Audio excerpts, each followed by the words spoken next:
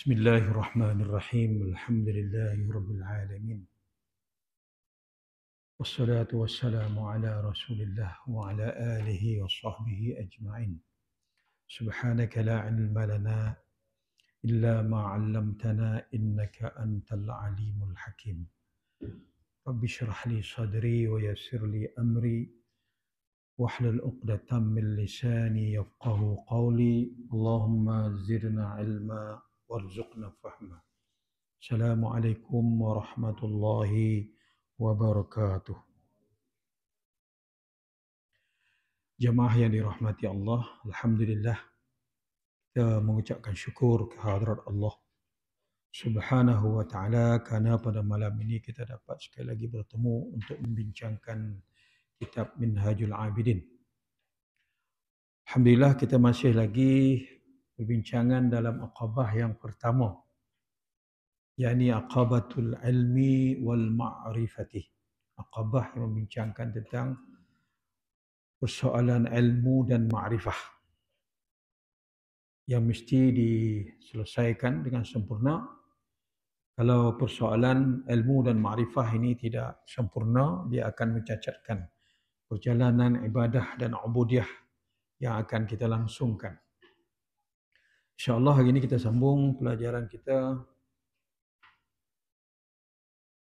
ke surat 11. 11 kan? 12 eh?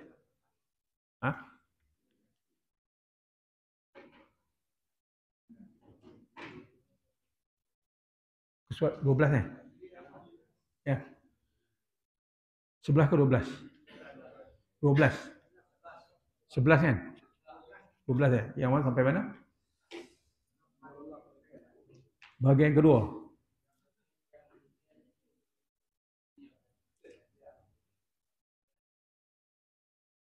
Sama kitab kita kan? Hari itu kita bincangkan golongan yang tertipu yang pertama, iaitu golongan orang yang berilmu. Kita bincangkan sampai muka surat 12 ya? Ya.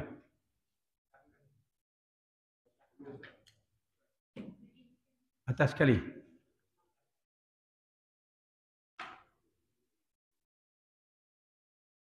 Bukan muka surat 11, penggan yang ketiga tu. Bawah sekali.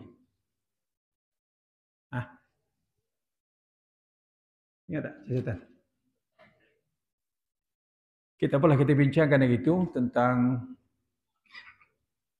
bahaya orang yang terpedaya ni tersesat dalam perjalanan ibadah ini dan perjalanan kembali menelusuri jalan-jalan iman ni. Golongan yang pertama yang tertipu, terpedaya ialah golongan orang-orang yang mengaji, orang berilmu. Kita dah bincangkan itu.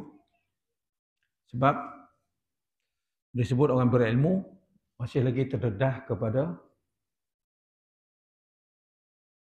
terpedaya di jalan ibadah. Dah ada ilmu dah belajar dah ya.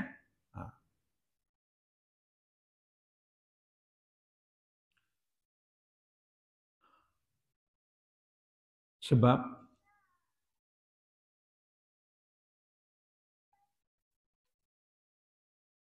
bila sebut ilmu ni dia ada dua macam. Satu ilmu yang bersifat muamalah. Yang kedua ilmu yang bersifat ma'rifah. Muamalah ni dia berkait dengan persoalan syariat. Kalau dalam disiplin ilmu kita panggil fiqh. Di dalam masalah syariat ni kadang-kadang orang dah mengaji dah, tapi tak lengkap dan tak sempurna. Bab-bab tertentu dalam fardhu ain masalah syariat atau fiqh ni tak selesai. Jadi dalam sesuatu konteks ilmu, apabila kita belajar, dia tidak lengkap dan tidak sempurna dalam bab-bab yang wajib kita ketahui, dia akan melahirkan satu kefahaman, satu gambaran yang tidak lengkap. Apabila kefahaman dan tasawur gambaran kita kepada satu hukum dan syariat itu tidak jelas, maka dia akan melahirkan satu tanggapan yang tak sempurna. Silap dalam buat tanggapan dalam hal-hal tertentu yang berkaitan dengan masalah syariat. Yang pertama, tak apa kita ulang balik. Ilmu yang pertama ialah ilmu yang bersifat muamalat. Muamalat ni syariah lah. Yang tersusun dalam kitab fiqh. Kitab fiqh ni dia ada 4. Dipanggil 4 rumah. Ibadah, muamalat, wasyasyiah dan bab jinayah.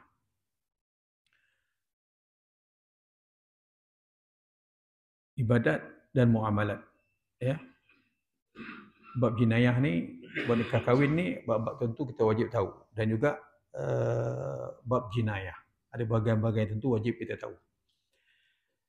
Tapi dalam berkait dengan persoalan ibadah dan muamalat ni, khususnya dalam bab muamalat,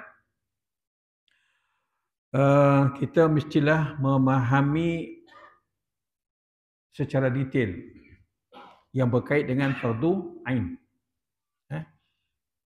Memahami secara detail yang berkait dengan persoalan fardu ain. Khususnya berkaitan dengan masalah ibadah.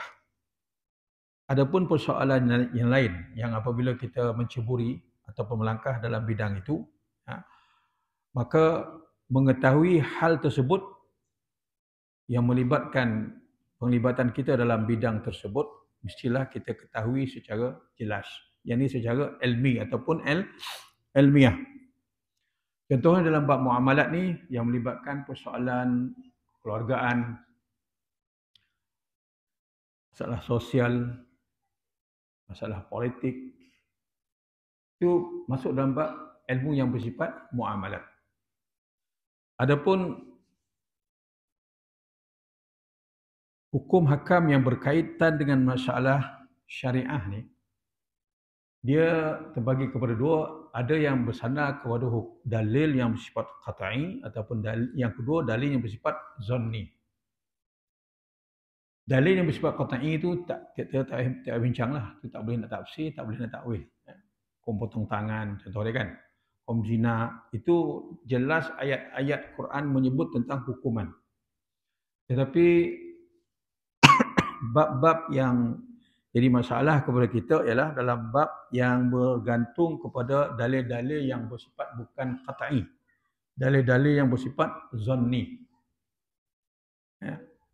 Jadi dalam hukum yang bersifat zanniyah atau yang disebut sebagai zanniyatud dilalah, maka dalam bab ni kalau kita nak melibatkan diri dalam bidang-bidang yang seperti ini, kita mestilah memahaminya secara ilmu.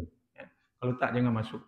Sebab dalam bab persoalan fiqh yang bergantung kepada persoalan dalil yang bersifat zanni ni, dia mempunyai hujah yang berbagai-bagai. Khususnya bila melibatkan mazhab. Di sana ada pandangan yang berdasarkan ijtihad yang disebut sebagai mazannatus shawab. Imam mujtahid ataupun imam mazhab, dia mengeluarkan ijtihad dia berdasarkan dalil yang ada menurut kefahaman dan kemampuan dia, dan benda itu dipanggil ijtihad. Okey. Jadi dalam bab muamalat ni, yang mana yang berkait dengan persoalan halal atau haram, mengetahui akhlak yang baik dan mana yang buruk, dan mengetahui pula cara-cara mengubati dan menjauhinya. Mengetahui kesemuanya itu tidak akan ada harganya jika tidak disertai dengan maksud untuk dilaksanakan dan diamalkan.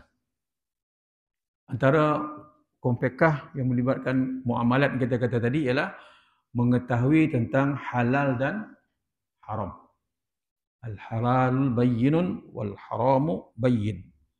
Hukum yang halal itu jelas, hukum yang haram itu sangat jelas. Jadi kita pastikan apa yang kita pegang sebagai dalil yang menghalal dan mengharamkan sesuatu di hadapan kita kena jelas. Pegang betul-betul berdasarkan dalil yang jelas. sama ada daripada Al-Quran ataupun daripada hadis ataupun daripada ijma' ataupun daripada qiyas. Seterusnya,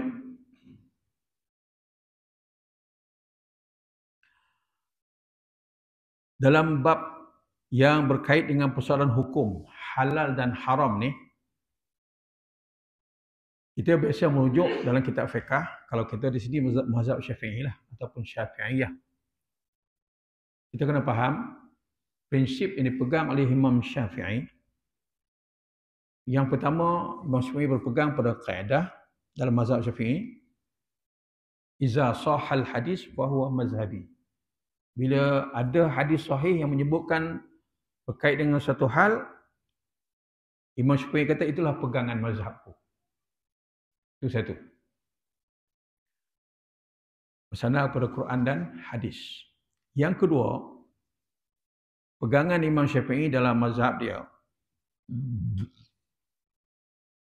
Qala Syafi'i, ra'yi sawabun yahtamilul khata'.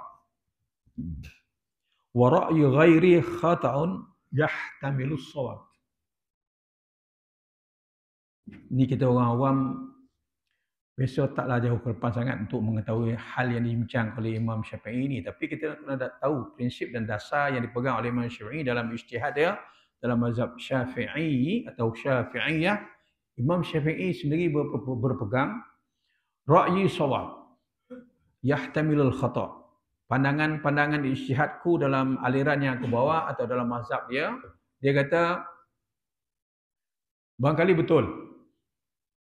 Tapi yahtamilus shawab, di sana ada kemungkinan ijtihadku dalam bab mazhab yang aku bawa, walaupun betul nampak, tapi di situ mungkin ada kesilapan. Sebab ijtihad ni bukan hukum Tuhan yang mutlak, saya kata dia ijtihad.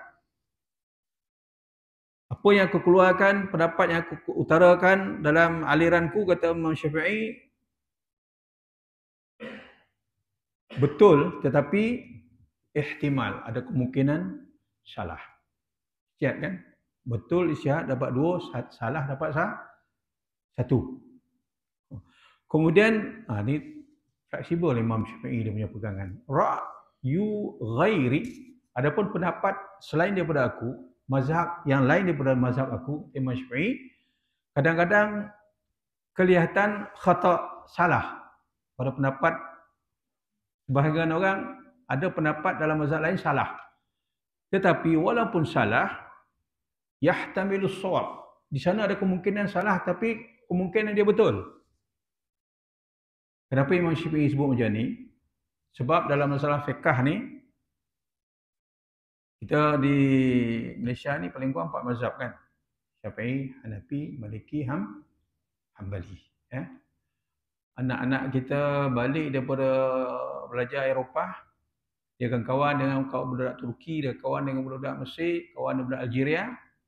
Sana dia orang bermazhab Hanafi, kan? Adik semayang tangan ke bawah, ada kan? Kena ibu, kan? Dia semula semayang, dia pegang tangan isteri dia kan? Kita tu semayang. Kita sini tak boleh, batal. Jadi itu juga. Salah ke? Jawabnya tak salah. Dia buat macam tu, dia belajar, dia tahu apa dalil yang boleh pegang isteri tu. Nabi buat macam mana? Kita betul-betul belajar ke kitab fiqh. Kalau kampung tu kitab Kifayatul Muhtadi, ataupun di Impek Senawi dulu belajar Kifayatul Akhyar, ataupun kita belajar Iqna', betul-betul pure Syafi'i.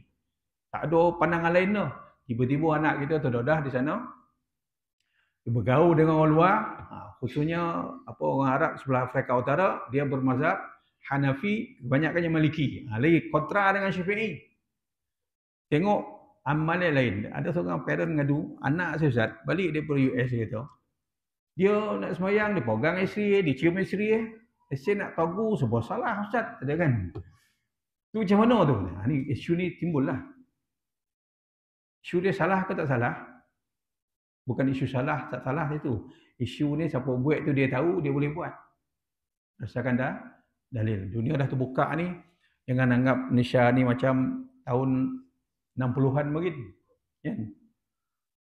Sekarang ni perhubungan sangat laju kan, jadi mengubah lifestyle, pemikiran dan cara hidup orang. Jadi ilmu dah terdedah. Jadi kita kena bersedia menerima perubahan yang global ni kan. Kalau dia belajar dasarkan dalil yang dia faham, walaupun dia tak mahir mazhab Maliki, tapi dalam bab tu dia berpegang pada dalil mazhab Maliki. Faham dia meletakkan apa yang dia buat tu. Boleh ikut. Tapi balik kampungnya lah buat macam tu. Wah, orang kampung. Kan? Dia datangnya hikmah, kebijaksanaan. Yang kita selama ni semayang macam tu di kampung. Kayak mereka tak boleh kau buat lah macam tu. Suka hati kau lah. Kampung ni takut fitnah. Ya? Tak apa. Sebab apa? Saya kemukakan hal itu. Sebab dalam masalah fiqh ni dia berdasarkan ijtihad. Ijtihad ni daripada pengalaman dan tajribah para imam mazhab. Okey. Itu isu yang kita hadapi semasa. Untuk menyatakan dalam masalah fiqh ni, di sana ada flexibility, ada murunah, keanjalan kan. Ikut macam mana berdasarkan dalil, tak apa. Carry on. Tak apa kan. Kita bersifat terbuka. Tapi jangan ikut-ikutan. Ikutan tak boleh. Ya? Satu. Kita katakan tadi dalam fiqh ni, kebanyakan hukum dalam fiqh lahir daripada hasil ijtihad. Ambil daripada dalil ijtihad. Macam ni. Kan? Khusus yang berkait dengan masalah hukum hakam yang bersifat halal ataupun haram. Jadi dalam konteks ini, kita buka lagi luas, disebut masalah fiqh ni, yang melibatkan soal kekeluargaan, soal masyarakat, soal politik, soal ekonomi. Kita sentuh yang semasa lah. Kita belajar kitab Imam Ghazali ni, Imam Ghazali sentuh hal ini. Contohnya dalam soal sosial, hukum yang bersifat kemasyarakatan, kekeluargaan dan juga hukum yang bersifat siasah, politik. Kita kena ingat, dalam masalah kita kata tadi, bersandarkan pada pendapat lain ataupun bersandarkan pada mazhab lain, kan? Asas dia ialah boleh menerima perubahan dan kelonggaran macam tu. Asasnya ialah dengan syarat pertama kita kena mahir mazhab kita dulu. Yang kedua, asas dalam hal ini kullu ahadin yu'khazu min kalamih aw yutrak illa al-ma'sum sallallahu alaihi wasallam. Tiap-tiap seorang tu umum lah, tak kira siapa lah. Ustaz ke, labai ke, syekh ke, tok guru ke, maulana ke. Tiap-tiap seseorang yu'khazu min kalamih aw yutrak. Bila seseorang berhujah, bawa dalil, pendapat dia, kita boleh ambil, kita boleh tolak. Itu asas, prinsip pegang hukum ni dalam bab ijtihad ni. Kullu ahadin yu'khazu min kalamih aw yutrak. Tiap-tiap seorang tu kita boleh ambil hujah pandangan dia, kita pro dengan dia, ataupun kita boleh tolak. Hukum cabang lah. Contoh dalam masalah hari ni, masalah politik.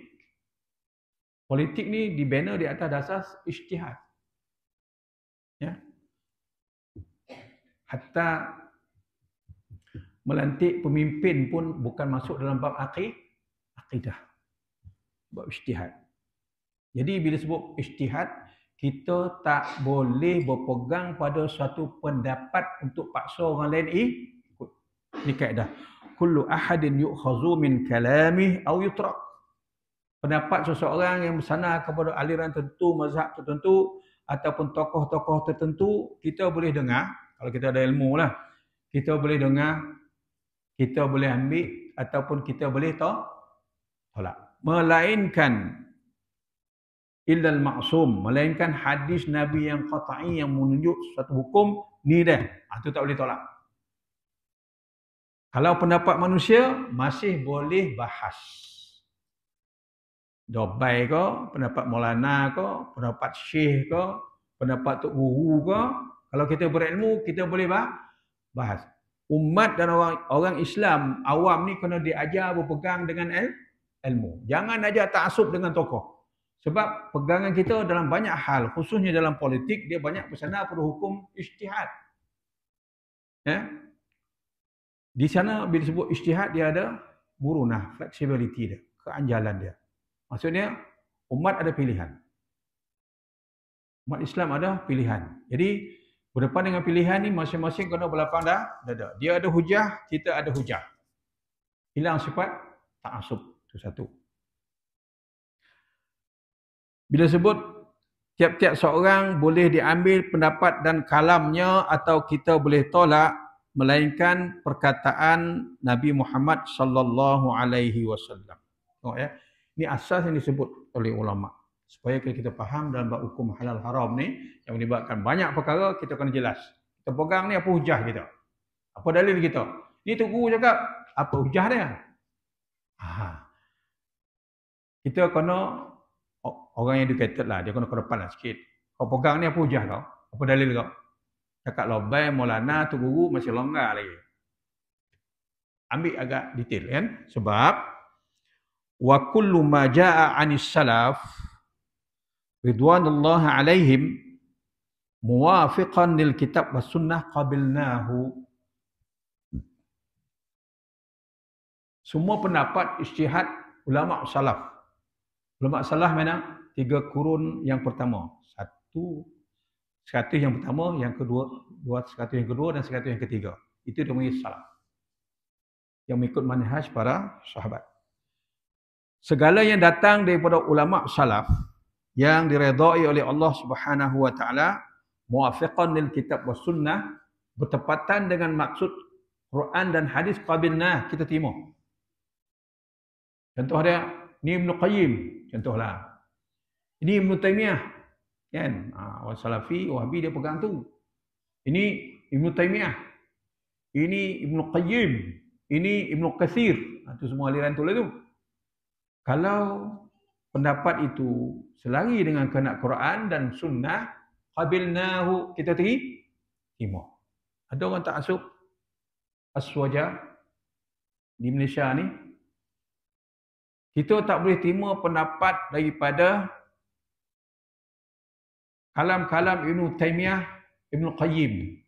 Kita kena bahas tu. Profesor kau tolak dia. Sebab dia ni rujukan Wahabi. Itu senteng. Nak cakap macam tu. Cuba kaji tengok siapa Ibnu Taimiyah. Cuba kaji tengok siapa Ibnu Qayyim. Manhaj dia. Kaedah yang dia pegang. Ilmu dia. Dia ikut trend aswaja yang totok-totok ni kan. Semua tak boleh. Dia pun kadang-kadang tak betul. Ya, aswaja. Dia aswaja tu pun dia tak tahu pun tentang aswaja tu. Ajak pegang dan memahami dalil. Ni berkait dengan persoalan hukum ni. Ya.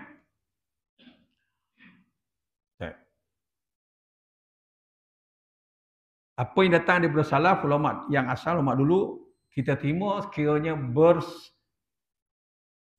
dengan kehendak Al-Quran dan hadis. Kita orang awam ni, bila orang sebut tentang hukum, kita jangan cepet-cepet banting atau cepet-cepet ta'assub dengan apa yang disebut tu. Cepat terbuka.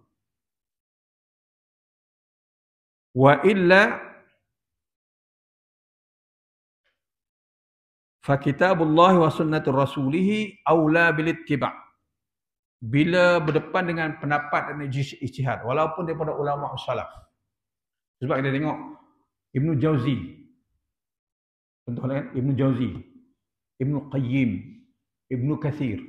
Banyak pendapat dia ulama lain tolak. Sebab benda ni ijtihad. Oleh kerana itu, bila kita tengok dalam pendapat ulama salaf pun banyak khilaf yang tak selesai. Kaedah ni kata fa kitabullah wa sunnat rasulih aula bil ittiba'. Balik pada Quran dan hadis. Itu asas tadi. Pandangan ulama-ulama salaf dia banyak berdasarkan kepada ijtihad. Bila bersalahan ijtihad, banyak sangat ijtihad dan banyak ikhtilaf, balik kepada Quran dan sunnah. Ini kefahaman lah. Kefahaman yang kita kena pegang. Sebab di Malaysia ni kadang-kadang orang taklah faham mana sangat, tapi dia punya ekstrim lah dengan pandangan dia, pegangan dia. Dia tak bahas pun di sudut ilmu, tapi oleh kerana dia ikut trend, grup ataupun kelompok. Tak boleh yang tu. Kita orang mengaji ni kalau pegang berdasarkan ilmu. Satu-satu hukum yang kita belajar tu kalau boleh cari asas dia. Di mana sandaran benda ni. Supaya kita bersifat terbuka. Sebab kaedah ni menyebut apa yang datang daripada salaf, ulama-ulama terdahulu, berlaku juga khilaf, aula kita balik kepada Quran dan hadis. Sebab dalam perkara ni, di perkara ijtihad, walakin la na'rudu lil ashkhas fi makhtalafa fih bita'nin aw tajrih.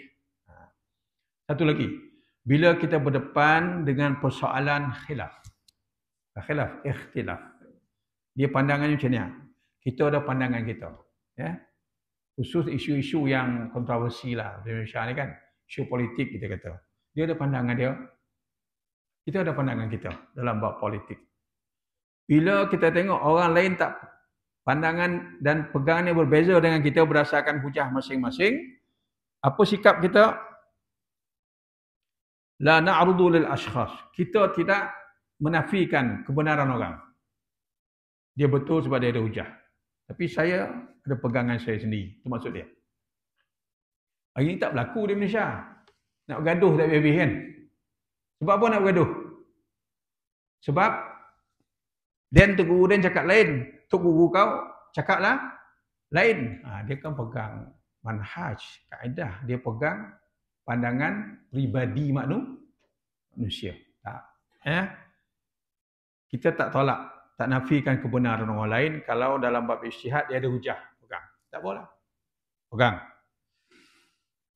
Kadang-kadang tuding orang kata dia salah, tak betul. Kita tak boleh guna kaedah itu dengan cara bita'nin awit tajrih. Ta'nin ni apa? Kita labelkan dia. Sesat, bid'ah, kan? Ini munafik haraki. Bisa kita dengar kan? Ya? Dalam politik lah. Jelas, dia tu munafik haraki sebab tak ikut kita punya kaedah. Haram. Tak boleh. Sebab benda ni ijtihad. Dia ada pandangan, kita ada pandangan. Okey. Kita beri pang dada, kita boleh terima dia dengan pandangan dia dan dia kena terima kita dengan pandangan kita. Oh, gentleman kan? Oh, tak kelahi. Ini kelahi tak habis Tak habis-habis. Asalnya bersandar kepada pandangan-pandangan yang bersifat ekstrim. Padahal di situ ada flexibility, ada keanjalan, boleh pegang mana satu.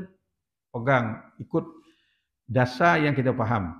Tak boleh kita cederakan peribadi orang, kita label dia, kita kata dia, kita kutuk dia. Cara ni kita dalam politik kan, bangang dengan orang. Ingat dia seorang yang pandai ke? Tak boleh itu. Kan? Ni nak monitorkan suasana ni. Bila Imam Ghazali sebut dalam bab hukum yang bersifat muamalah ni, kita kena faham betul-betul. Jangan ikut orang. Kan? Ni langsung tak asup. Sambut yang melenting kan. Tak boleh tu.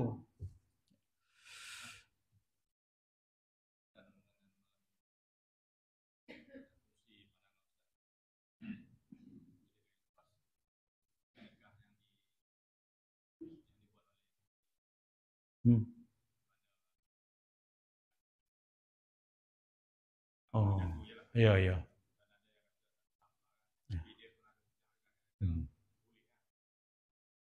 Ya. Isu Sobri Yunus kahwin dengan Angeline Tan. Biasa cetua kan. Pengam ke bawah kan.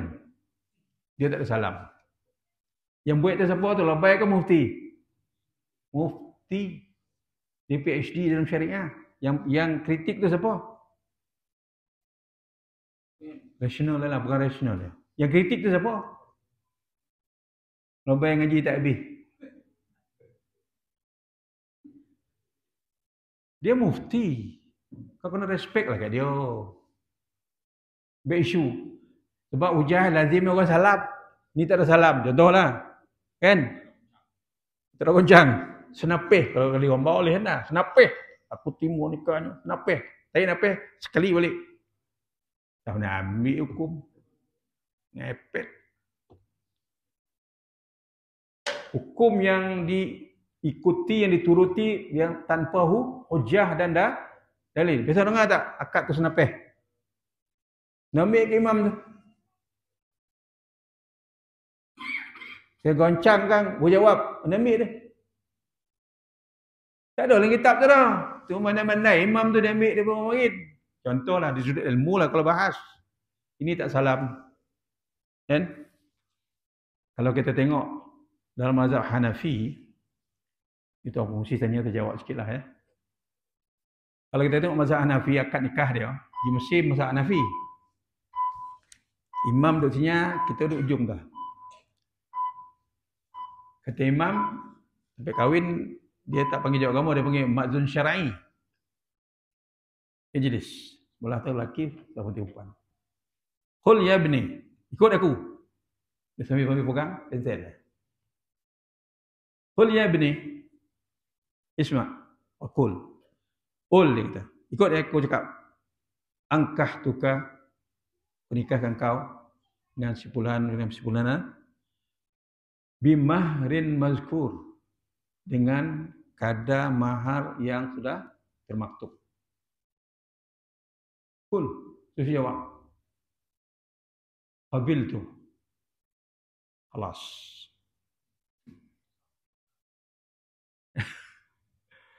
Kita kalau pertama kali tengok, iyo orang Arab ni nikah macam ni kan. Tak ada salam, tak ada apa, kita duduknya, dia duduk ujung dah. Dia duduknya, kita duduk ujung dah. Okey, dah selesai. Apa tu? Yalah. Sign dia. Yalah, khalas.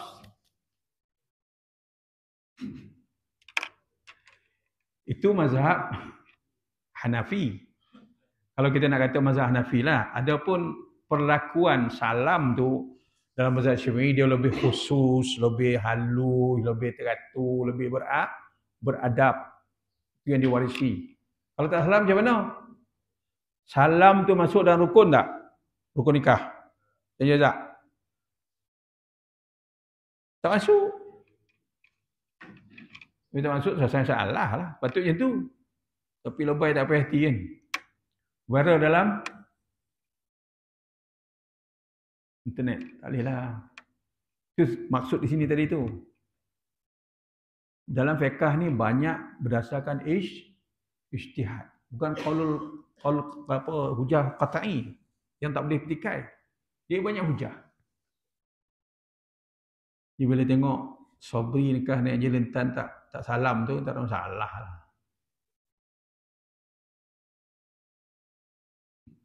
Belapang dada, yang kita sebut tadi paling simple lah. Dia mufti dengan bangang mufti dah. Selesai masalah. Ni tak puas hati sebab apa? Berdasarkan hujah yang biasa dibuat. Biasa dibuat itu bukan hukum qat'i, itu tradisi. Fleksibel sikit kan, open sikit. Selesai. Apa ni, mazhab jawab balik tu kan? Kan dia jawab balik tu kan? Nak ajar orang Malaysia ni biar open sikit dalam masalah fiqh ni. Jangan rigid sangat, kan? Jangan orang goyang tadi tu lah. Tak goyang, imam tak puas hati kan? Tanya imam. Ada jumpa imam macam tu besok lah. Tanya imam. Imam mana ambil goyang imam? Ada dalil tak? Aku tak ada, saya buat lah. Saya masalah kan? Ad-dinu yusrun. Agama ni mudah. Jangan dipersulit dengan agama ni. Kan? Yang satu napih tu. Jawab satu napih tu. Ada tak dalil lah? Mana cakap? Dah nak ambil kan? Arab lepas angkah tukar dengan perempuan ni bimahrin mazkur. Sakat tu imam kata, jawab dia kata. Qabil tu, aku terima. Khalas. Sah perkahwinan dengan ada dua orang saksi. Selesai. Dah dunia dah terbuka ni tuan-tuan, jangan berfikirin macam zaman tahun 70-an, 60-an macam ni. Kan? Anak-anak kita bawa balik ilmu dah terbuka ni kan. Anak-anak ni 9 saja yang tahfiz Quran ni dah berapa ribu dah. Kita tak masuk yang balik daripada Azhar, yang balik daripada Jordan, yang balik daripada Morocco kan. Dia dah terdedah benda-benda macam ni. Bila dia nak praktik tu, kita open sikit lah. Tapi jangan balik-balik kan. Agak-agak lah. Benda-benda yang boleh pakai tu kan. Benda-benda Sabah lah. Kat kau Rombau ni kan. Ijazah betul elok kita tanya tu kan. Kan jadi isu payah juga kita nak meronung benda tu kan. Padahal benda simple lah. Benda teknikal lah tu. Masuk dalam istilah teknikal hukum. Benda teknikal ni baru macam management lah. Benda teknikal ni baru berubah. Kan senang kan. Syariat ni ada hukum teknikal dia. Gunan benda teknikal dipanggil khilafiyah ataupun bab forok. Bab forok ni status dia teknikal. Senang cerita kan. Alhamdulillah.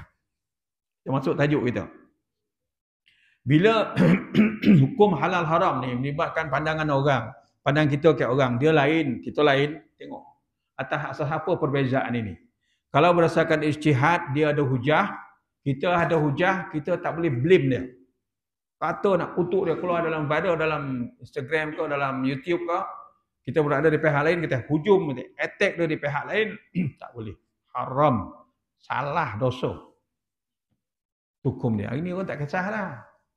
Yang penting dia bendera orang lain, kau bendera kau lain. Dan betul kau salah. Oh, ini parah ni. Ni lomba yang ngajar bunuh ni pun tak senegih ni. Benda ijtihadi dalam politik ni. Tak boleh tak masuk dah. Kan? Contohlah PAS dengan Bersatu, dengan UMNO, dengan Amanah kan. Semua parti Melayu tu kan. Weh, bola sana tak ikut bendera ni. Itu kalau undi dia tak masuk syurga. Oh kacau itu. Timbul pahaman-pahaman yang senteng macam tu. Apa pasal? Jadi kembali kepada perbahasan asal, benda yang tidak berdasarkan dalil, benda yang ada dalil di sana ada perbezaan pendapat dalam hukum-hukum tertentu, kita kena berlapang dada dan tak boleh ikhtilaf yang seperti ini untuk mengharuskan kita bita'anin atau tajrih. Kita nak lukakan, cederakan peribadi orang, tak boleh. Kalau nak gentleman dalam politik ni contoh dia, kena bahas apa program, dia punya program, kami punya program ni. Pembangunan insan, ekonomi, sosial, pendidikannya. Dia macam tu kan. Bukan cerita kau tak undi dan kau tak masuk syurga dah. Itu ngepet tu. Jauh nak lagi ke belakang. Dan trend ni dipelopori oleh golongan-golongan agamawan. Itu yang paling menyedihkan. Menyedihkan sangatlah. Padahal saudara kita kan. Ada tu pula keluar viral. Kalau mati ketika kita bermusyarat ni, mati ni masuk syurga. Oh. Masih mati dalam musyarat politik. La ilaha illallah. Bermudah-mudah sangatlah soal-soal macam ni. Jangan macam tu. Peganglah ilmu. Buka kitab sikit. Dalam apa yang kita nak pegang. Kemudian dalam persoalan ikhtilaf ni, macam-macam yang ada hujah ni, wa nakiluhum ila niyyatihim. Kita serahkan pada niat dia masing-masing. Kalau dia pegang tu dengan hujah dia, serah kat dia. Kau dengan Allah Ta'ala, aku dengan pegang aku dengan Allah Ta'ala. Senang. Tak ada sifat permusuhan, benci-membenci. Kan? Tegang, tak ada. Kita yakin kan. Contoh saya ambil lah Negeri Sembilan ni. Dulu semasa Syekh Ahmad datang ke Negeri Sembilan, orang yang seangkatan dengan dia yang label sama dengan dia ramai. 4-5 orang. Antaranya sebut di Tukik, Tuan Haji, Tuan Guru. Pondok kat Tukik mungkin lah. Haji? Ingat? Haji Ali. Haji Ali ni.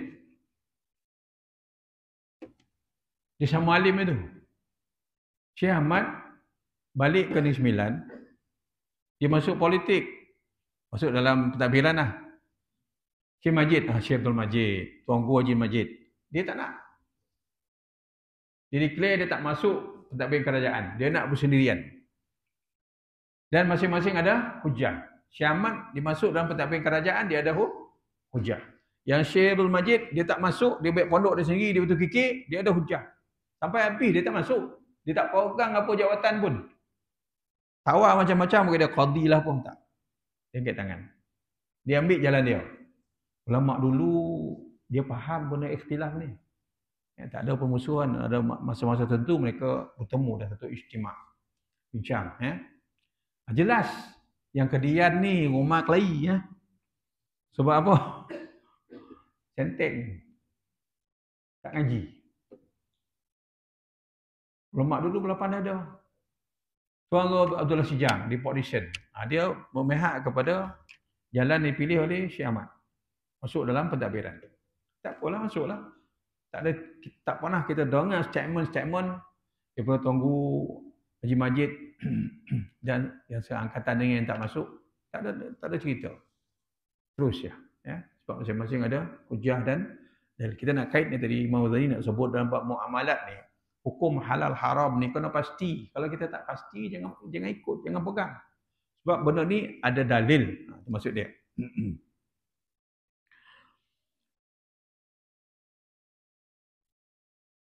Itu satu. Yang kedua, dalam kaedah fiqh.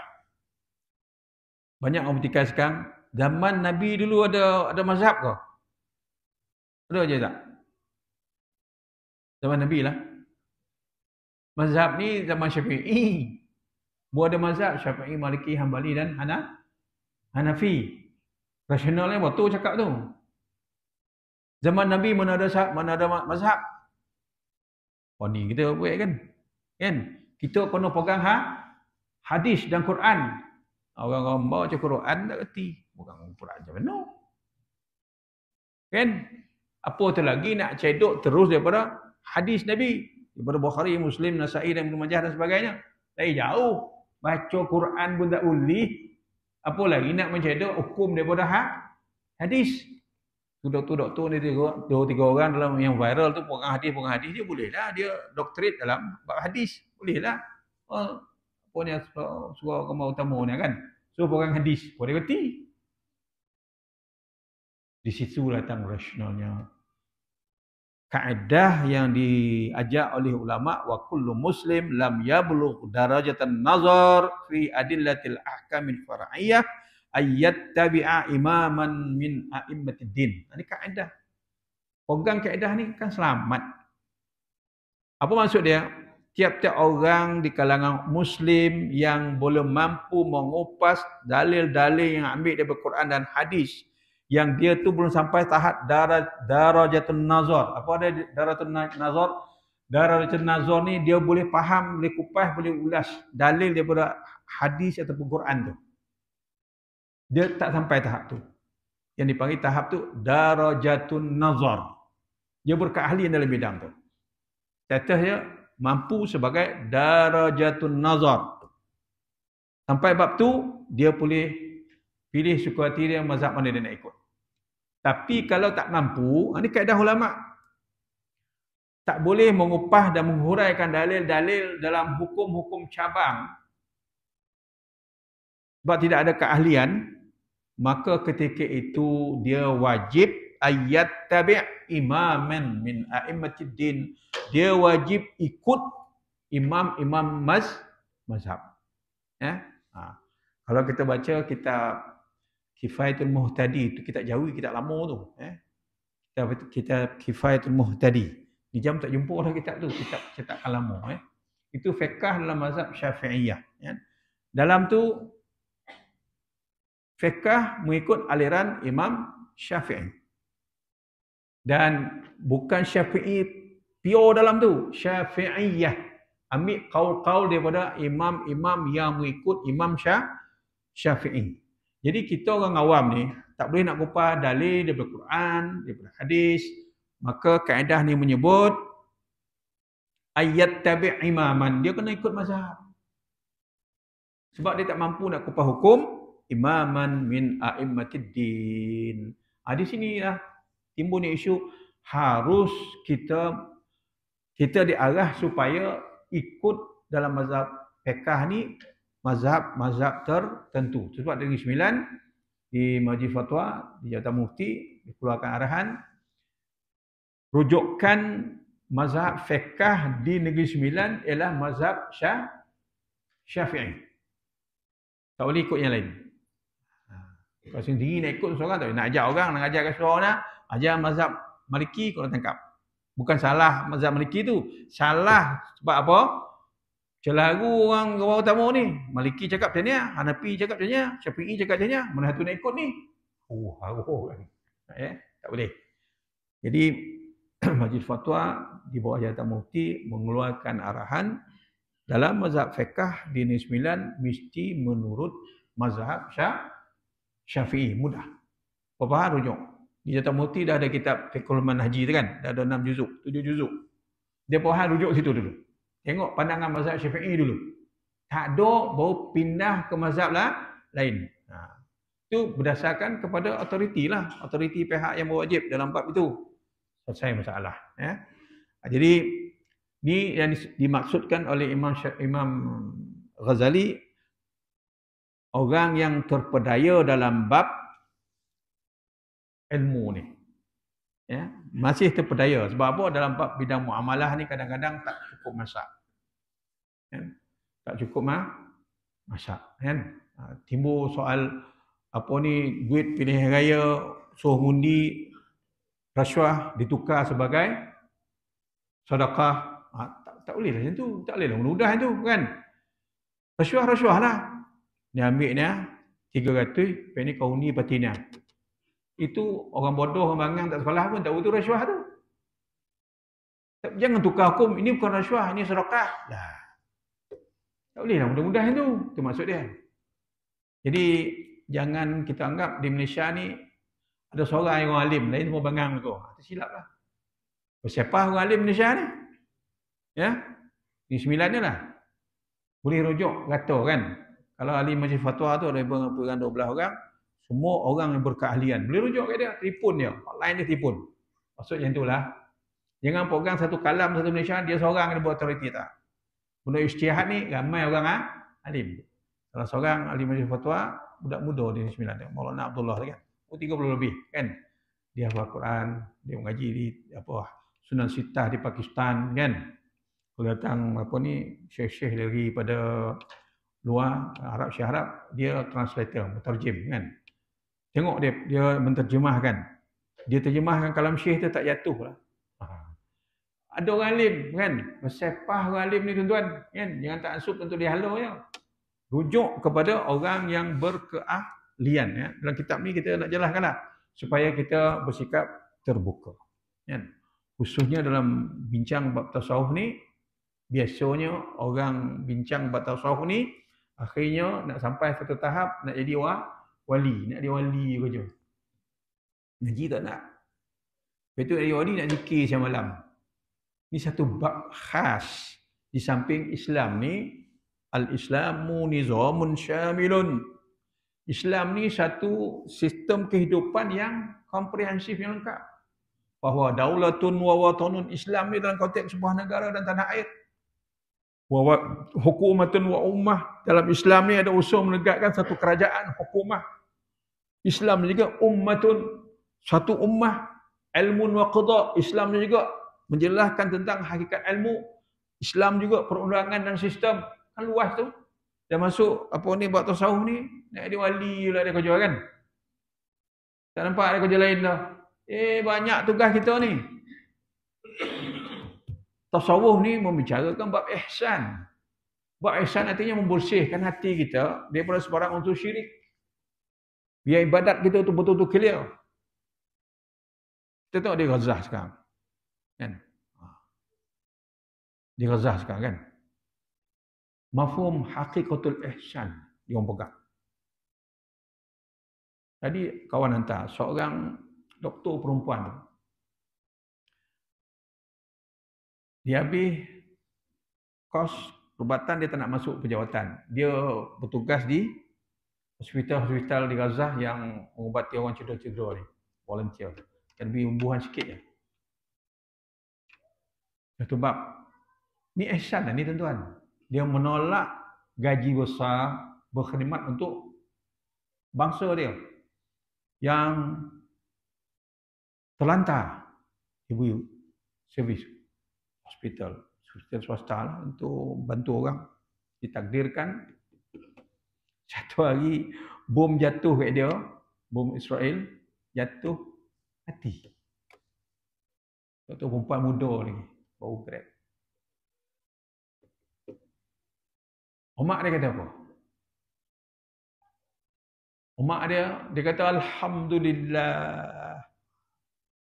Ayah nak keluar cakap macam tu. Anak mati, Alhamdulillah. Tapi tak kira orang bawa macam tu kan? Tak meraung dia kan? Kau tak ngirai rambut dia kan? Alhamdulillah. Ini cita-cita aku, dia kata. Anakku mati syahid. Ni apa nama kalam ni? Inilah hakikatul ihsan. Jauh konsep ihsan ni. Kita ihsan nak dia wali je kan? Tak betul lah. Alhamdulillah, dia kata. Anakku bahagia di syurga. Lantih. Dia tengok benda tu macam nampak syurga betul. Allahu Akbar. Kan? Ini maqam ihsan. Ni yang kita cuba daki ni. Dalam hidup kita ni, di luar surau ni, supaya kita berpijak wa ibadur rahman sebagai seorang hamba kepada Allah Ar-Rahman.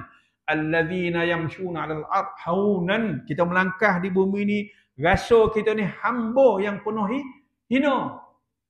Tapi tengok masing-masing keluar pada surau, kami koyok tak habis-habis. Mana dia ihsan? Kan? Kalau sekolah guru besar, kami je guru besar kan. Tak tahu lah cerita umum ni. Kan? Kalau di pejabat, betul pejabat kan? Tak sadar dia hamba Allah Ta'ala dah. Baru uji sikit dah terkelucah. Kita ambil tadi maqam ihsan orang Palestin sekarang. Air kena potong. Elektrik kena potong. Mana nak ambil air? Bencana kemanusiaan. Tapi dia orang penuh yakin kami berada di posisi yang akan menyempurnakan tanda-tanda besar kiamat. Qutilal Yahud fi Palestin. Tanda besar kiamat Yahudi akan dimusnahkan di Palestin. Dan kami yakin detik itu sudah hampir. Ni kalau bukan ihsan apa nama ni? Dididik umat Palestin macam tu. Kita kena sadarlah, skup ihsan ni sangat luas. Ya. Kita belajar ni dalam keadaan pun kita konyang. Nak balik kampung makan dalam peti ais, dalam fridge semua ada kan? Habis je lah. Saudara kita di Palestin sekarang tak nak minum air pun payah ni. Makan pun payah. Yang miskin tu terlantar betul sekarang ni. Tu yang kena tawan kat Israel tu. Kena balun, kena pijak, kena habin tu. Jadi konsep ihsan ni kita kena faham betul-betul. Dan soal aman ni kita belajar macam ni ada. Menurut disiplin ilmu tasawuf, kita cuba mendekati dan memahami hakikatul ihsan melalui kitab Minhajul Abidin. Itu maksud dia ya. Okey. Jadi orang yang tak mampu untuk membahas dalil-dalil Quran dan hadis untuk ambil hukum, maka wajar dia mengikut mazhab. Ini kalau kita mazhab Syafi'i. Ikutlah. Itu kita kata tadi, bila tengok benda tu lain sikit, macam tak salam tu jazak kan, jangan japek melantun. Sabar, cek dulu. Apa sebab dia tak salam? Contohlah kan. Jangan ambil undang-undang atau rujukan hukum kebiasaan. Kebiasaan ini dipanggil adat. Di hukum adat nama, bukan hukum syarak. Di sana ada hukum syarak, ada hukum adat. Okey. Jadi ini antara tuntutan yang disebut oleh Imam Al-Ghazali, orang yang bermasalah yang dianggap terpedaya dalam kehidupan ni, Imam Ghazali kata ahli ilmu. Orang mengaji pun terpedaya, apatah lagi yang tak tak mengaji. Tanggapan dia kepada sesuatu, khususnya dalam bab hukum, kalau tidak berdasarkan ilmu, tanggapan dia macam mana? Memang jauh lagi. Itu adapun orang mengaji pun kadang-kadang tanggapan dia pada kefahaman sesuatu hukum yang berkait dengan agama ni pun meleset. Dan dia terdedah kepada masalah yang disebut oleh Imam Ghazali dalam ni, orang yang terpedaya dan tertipu. Jadi kita kena belajar betul-betul. Ikut aliran pengajian yang betul-betul berdasarkan disiplin ilmu yang benar. Cari guru yang betul-betul, kan? Ya. Jangan gopoh nak tokam ni aswaja ni pun kadang-kadang ngepet, ya. Ambil yang betul-betul aswaja, yang betul-betul mu'tadil, kan? Yang betul-betul berdisiplin dengan persoalan ilmu. Itu dalam bab muamalat, ya. Panjang lebar kita jelaskan itu supaya kita pegang elok-elok perkara ini supaya jangan tergelincir. Kemudian kedua, ilmu tentang ma'rifat. Jadi tentang ilmu syarak. Ini tentang ma'rifat. Biasanya sebut ma'rifat ni dia merujuk kepada pengenalan kita kepada Allah dan hukum-hukum Allah yang secara khusus, ya.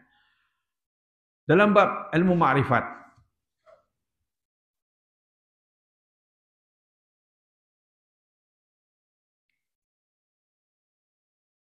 yang bersifat ilmu ketuhanan.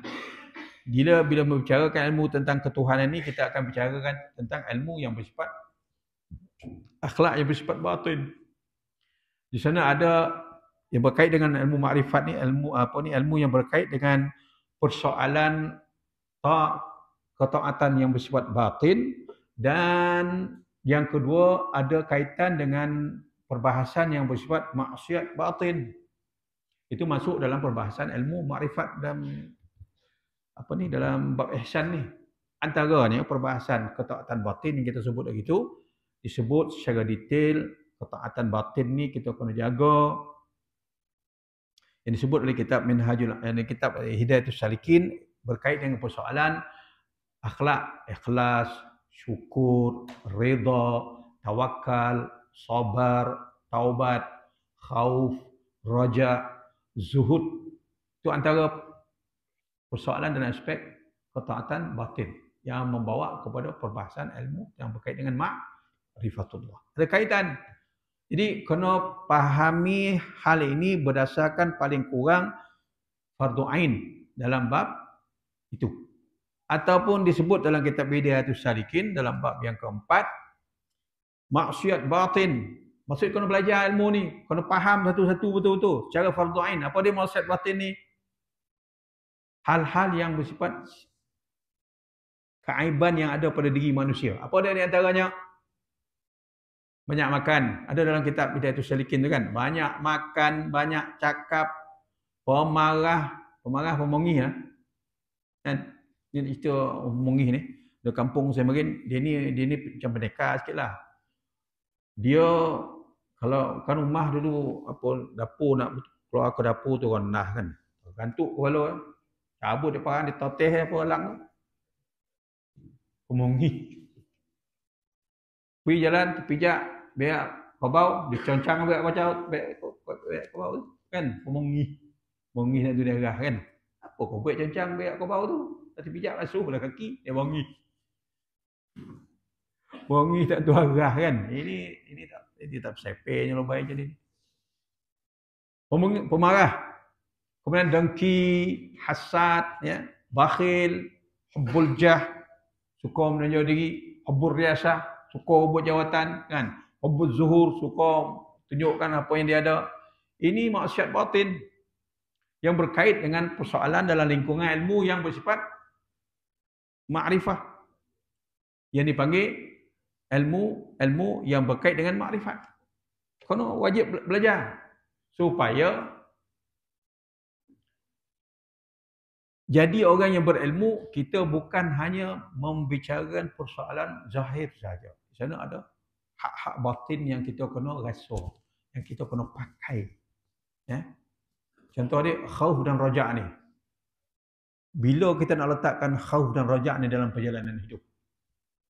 Kan benda tu satu silibus tu. Khauf dan raja', mengharap rasaan takut kepada Allah dan rasaan mengharap rahmat. Macam mana nak pakai, nak pasang benda ni dalam kehidupan. Itu dalam persoalan ta'atul batin, ketaatan yang bersifat batin. Kita kena detail belajar bab tu. Boleh pakai. Kalau takat ilmu pekah ya tak selesai tuan-tuan. Daripada persoalan ketaatan batin ni lah. Itu sebab orang belajar bila dah pasang akhlak tentang batin, akhlak tentang maksiat batin ni, dia lain tuan-tuan bila kita beribadat. Bila kita ambil ijazah zikir dengan tuan guru, baru disebut ni zikir ni cara pakai macam ni. Kan? Kalau tak tu kita main balun macam tu lah. Allah nak tahun nak tak mana rayang, tak mana letak, tak mana nak angguk tak tahu. Ni angguk apa? Mau malam mengangguk. Tak tu persoalan ilmu. Kan? Tengok malam tu jazak, dia angguk tulis hendak kan. Apa beza angguk lebay dalam surau? Surau makin surau papan ni kan. Gogok-gogok tu. Allah. Ya tidak.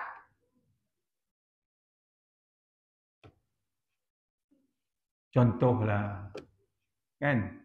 Masuk bab tu. Maksudnya secara detail, disiplin tu kau nak ambil. Botogap kan? Itu ilmu yang bersifat dalam lingkungan makrifah. Kena buka lah kitab, belajar. Tak ada masalah tu kan. Dia kan. Walaupun lebih pencen cikgu, tak ada hal lah. No hal lah. Dia lebih pencen belajar, lebih cepet mangku ya. Sebab komitmen dah tak ada. Kan? Mari nak pascat bagai, nak buat laporan apa semua, tahunan nak buat apa, prepare buku ngajar apa, dia mana ada. Kan? Sampai subuh tu boleh koruh balik cikgu kan. Free. Cari tu kan. Maju lagi setapak. Ilmu yang berkaitan dengan makrifah. Sebab Imam Ghazali kata dalam konteks dua ilmu ni, ilmu muamalat yang zahir dan ilmu makrifah ni, kalau tak selesai masih terdedah kepada ghurur dan ghaflah, terpedaya. Bahaya tuan-tuan. Bahaya. Sebab ulama kata kalau kau ajak manusia beramal, dia akan meletihkan kamu. Baik tu bacanya. Dia orang faham ni tak banyak baca dah. Dia banyak amal dan rasa, kan? Itu sebab dalam konteks beramal orang-orang rohani ni, dia ada kalimah zikir dia, kalimah nafi dan isbat, la ilaha illallah. Kat alik kitab Hidayatus Salikin tu. Kan? Ada zikirnya, tak ada la ilaha illallah dah. Allah. Lepas itu tak payah Allah dah. Hu. Ni semua kacau ni kan. Ni mana ada dalil ni? Ini semua bid'ah. Tu semua lah tu. Ya. Jazak Dia ada perkataan la ilaha illallah, Allah. Lepas tu hu. Kan. La ilaha illa hu. Itulah dia. Kan. La taqumus saah hatta Nabi kata tak akan bangkit hari kiamat melainkan tak ada lagi orang yang menyebut perkataan Allah. Adalah makna zikir tu Allah kan. Itu untuk orang tertentu lah. Kita orang awam ni kita balun lah la ilaha illallah tu. Itu pun tak terayuk. Nak melangkah macam mana ambil hu tu. Kan? Cikgu, Cik Kenan. Maksudnya macam tu lah. Kenapa kita pakai zikir nafi dan isbat? La ilaha illallah. Dah cair lu zikir nafi dan isbat ni. Kalau tak cair jangan beralih. Gasak sampai cair, Cikgu Kenan.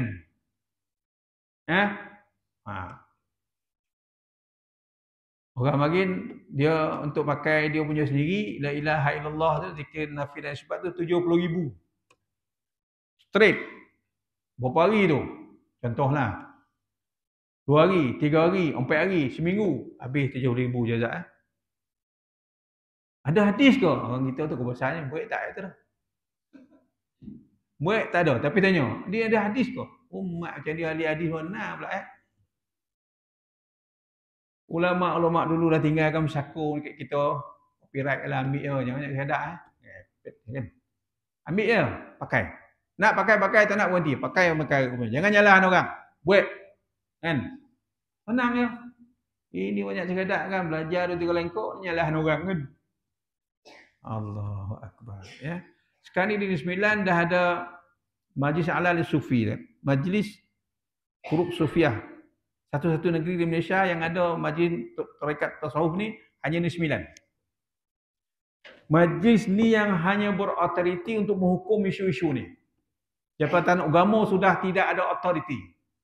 Ini autoriti bahagian tarekat tasawuf di Jabatan Mufti.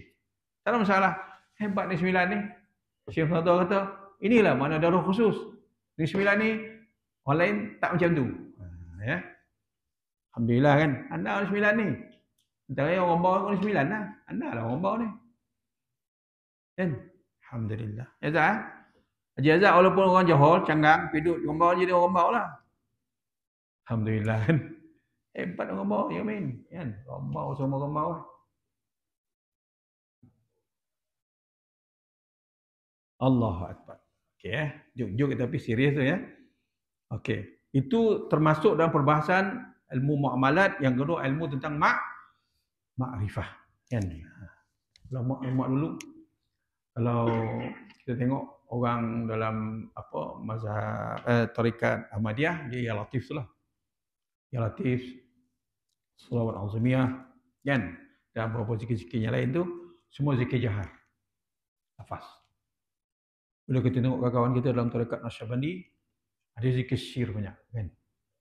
La ilaha illallah lalu, lepas itu sampai bab zikir Allah, Allah, Allah, Allah. Tuan-tuan pernah tengok tak kawan-kawan daripada tarekat Naqsyabandi ini, kekayaan bumi Malaysia ni tuan-tuan, ya. Kepelbagaian yang sangat istimewa, kan? Dia bukan tasbih. Sini dengan zikir tu. Kami laju. Apa baca kat lepas tu? Dia tak setuju kan? Kau masuklah. Dia orang kau tahu kenapa dia laju tu. Dan apa kaifiat dia pakai zikir dengan tasbih laju tu, kan? Bukan tasbih melaju kan? Zikir apa nama tu? Contohlah. Kita kaya tuan-tuan, terdedah dengan suasana ini di tempat kita. Kan? Nak tengok ni rujuk di Jabatan Mufti dengan Turuk Sufiah. Naqsyabandiyah, dia ada dua. Naqsyabandiyah Aliyah, Naqsyabandiyah Khalidiyah. Kan? Khalidiyah ni dia ada suluk. Uzlah. Kan? Contohlah. Naqsyabandiyah Aliyah ni yang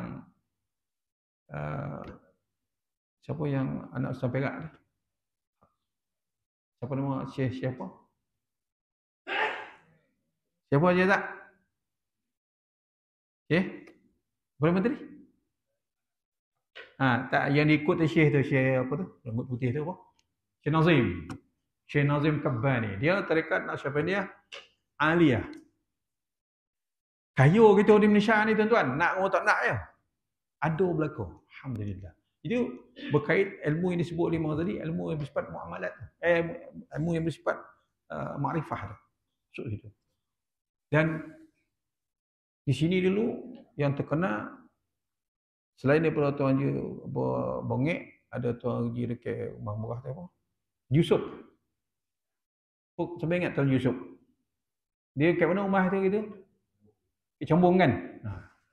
Yusuf tu special tu.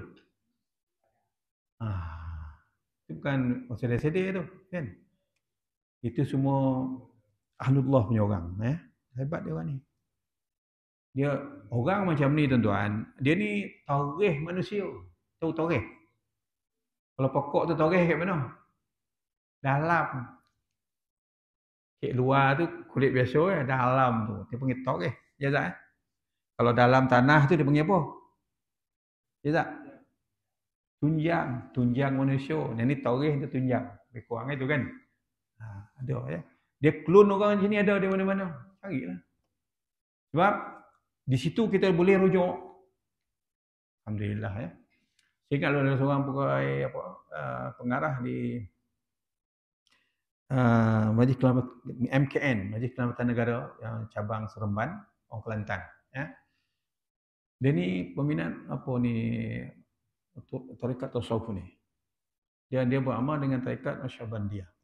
Dia cari syekh dia di Langgiang. Dia merujuk ke sana. Kalau nak, kan, boleh cari. Dia ada tempat boleh cari, kan. Alhamdulillah, kan. Dan di 9 ni mula berkembang dengan subur. Alhamdulillah. Ini tarikh manusia. Kalau kita dengan dia, sembang dengan dia, kefahaman berbeza, tuan-tuan. Sebab dia menceritakan tentang yang zahir dan dia juga mendalami dan menghayati dengan zauq dia dengan persoalan batin. Ini yang Imam Ghazali nak buat ni, yang berkait dengan persoalan perbahasan pokok dia tentang ihsan. Jadi bawa ke arah lebih jauh. Kan? Dalam kitab Hidayatul Salikin juga tuan-tuan ada sebut zikir yang terakhir sekali selepas la ilaha illallah, Allah, hu. Lepas tu ah. Kan? Ada dalam kitab tu. Saya sebut kenapa aku jumpa tu, jangan ubah kita tak betul pula. Ya. Ada sampai tahapnya macam tu. Dia tak boleh sebut Allah dah, hu tak payah dah. Tapi batin dia macam mana? Itu persoalan dia. Jadi Imam Ghazali nak ajak kita ke arah itu. Supaya melengkapkan di ilmu kita ni zahir dan batin, supaya jangan jadi ahli ilmu yang terpedaya. Dah baca sengkok dah nyalahan orang.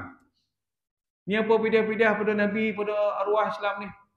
Setiap orang berdasarkan amal dia. Dia pegang satu ayat dia. Tengok dalil yang lain. Kan? Orang hidup ni, orang yang bawa amal ni tak sampai doa orang hidup. Amal dia sendiri dia pegang satu dalil. Baca yang lain. Kenapa ulama berpendapat ada pendapat yang lain? Ada hujah, ada dalil yang lain. Berbalah. Kita tak mahu macam tu, kan? Rujuk kepada sumbernya yang dipanggil maksur, yang ada dalil. Ya. Okey.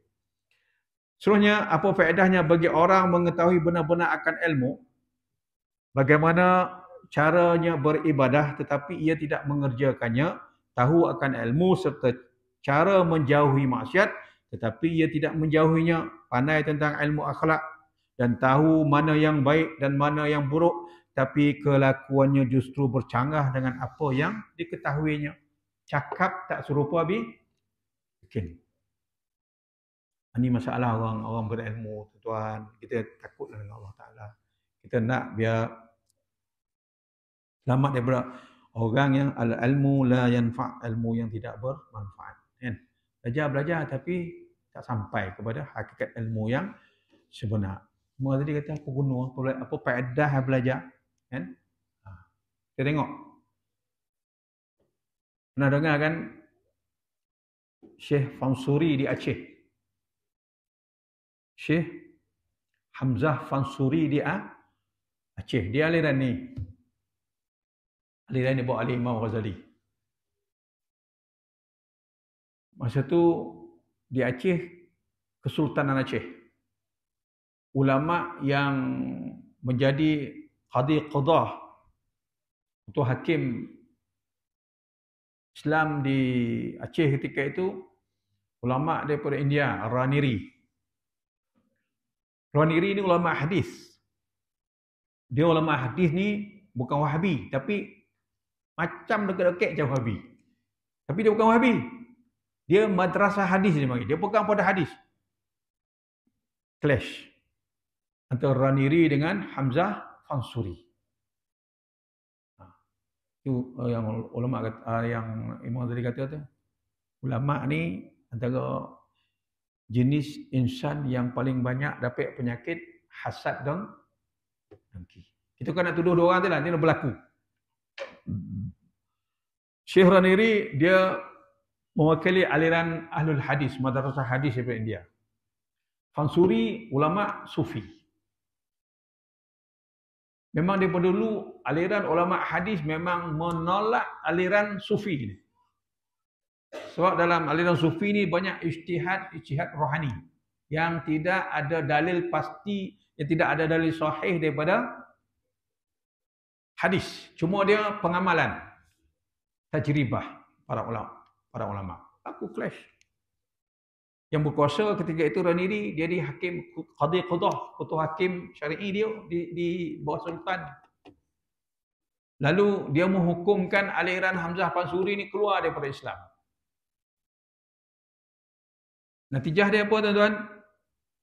Menggunakan kuat kuasa undang-undang, Hamzah Pansuri dihukum bunuh, pancung. Sampai tahap tu tuan-tuan, kalau kita nak belajar sejarah perselisihan dua aliran ni, bunuh. Dan ini yang berlaku kepada Mansur Hussein Al-Hallaj di Iraq, di Baghdad, juga dipancung. Dia buat aliran ni, dituduh buat aliran Wahdatul Wujud, contoh dia lah. Perselisihan ni dah lama tuan-tuan. Tapi yang berlaku pada Hallaj ni lain, menakjubkan. Bila dia dipancung, darah dia keluar, membentuk perkataan Allah, Allah, Allah. Ambil kau. Dia benda ni jauh ke dalam kan. Imam Ghazali nak berkenalkan ke kita, jalan ni lah. Supaya jangan bermudah-mudah dalam persoalan ilmu ni, jangan hanya badan yang luar ni ya, zahir ni ya. Di sana ada yang bersifat batin. Kena bangunkan dua-dua ni serentak.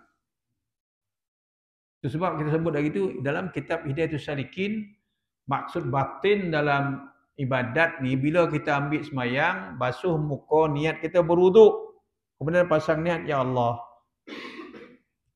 kau sinarilah wajahku supaya kau menyinari wajah para kekasih dan auliamu. Kan? Batin tu. Kan? Kita basuh talak je kan.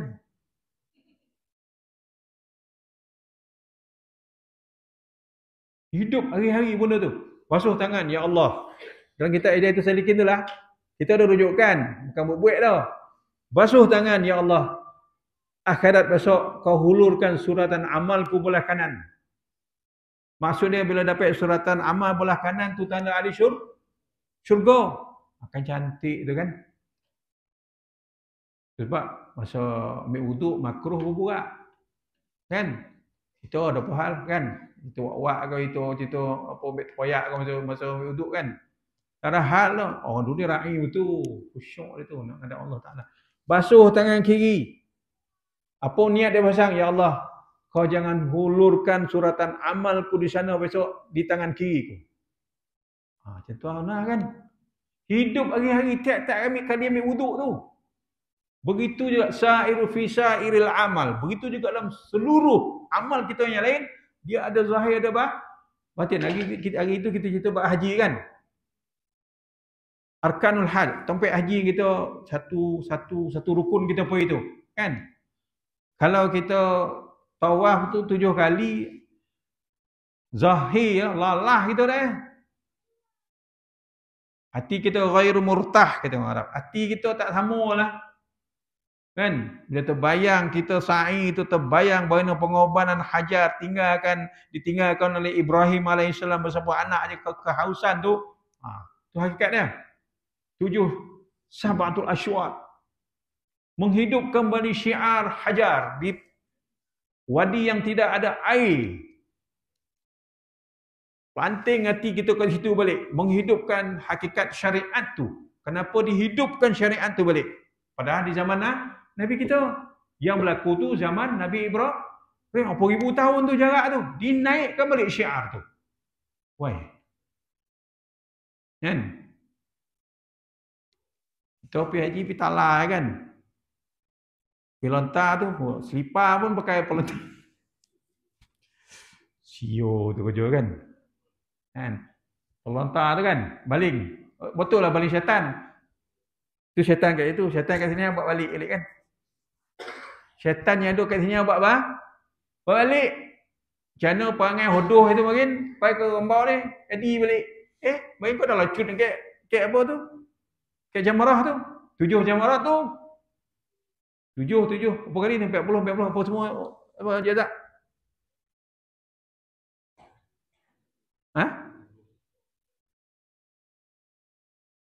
3 jamarah tu lah. Kita melontar 3 hari tu. Lupa kan kita hari-hari muat kan. Kau hari-hari muat. Kenapa bilangan tu? 71. Kenapa 71? Pertama sekali, Jumratul Aqabah. Kenapa Jumratul Aqabah? Aqabah tu apa? Kan? Macam tu lah. Proses lah sikit nak pergi Mekah ni kan. Kat sana pergi Mekah, ni jauh lebih payah. Pergi sana tu kira memang panggilan Ibrahim betul lah. Tapi maksudnya tu. Likul zahir batin. Tiap-tiap ada yang zahir tu mesti ada yang batin. Mayang itu macam tu juga kan. Kerana kita ada Allah zahir dan batin. Macam tu lah. Imam tadi nak jelaskan benda ni lah. Yang dimaksudkan ilmu muamalat tadi, syariat, ilmu makrifat tu benda yang dah dalam. Kena proses. Mana buka kitab, cari guru kan. Bila sebut bab macam ni jam mana nak cik ustaz ni, mana cik guru ustaz, tak apa lasu, carilah. Sepah keliling ni kan. Banyak. Malih kan. Padan yang ada je kan. Dah upgrade lah. Upgrade benda tu.